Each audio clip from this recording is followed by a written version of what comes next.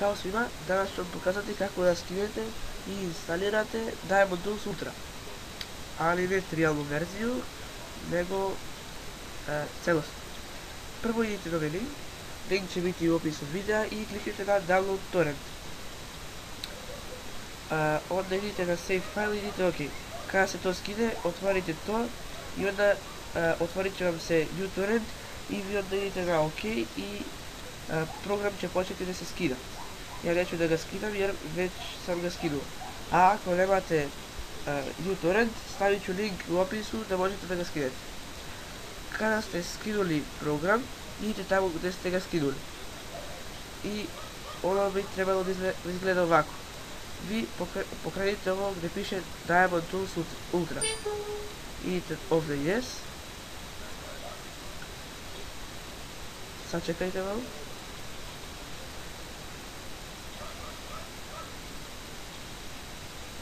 I sada tu izaberite jezik. Ja ću ga ostaviti engleski. Idete Next, idete I agree, idete Trial, idete Next, idete Next, ovdje Skip. I tu izaberite gdje hoćete da instalirate program i onda idete Install.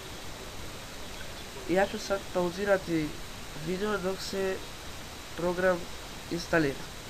I sada kada se program instalirao, pojavit će vam se ovo. Sada vi ovo odštiklirajte i idete Finish.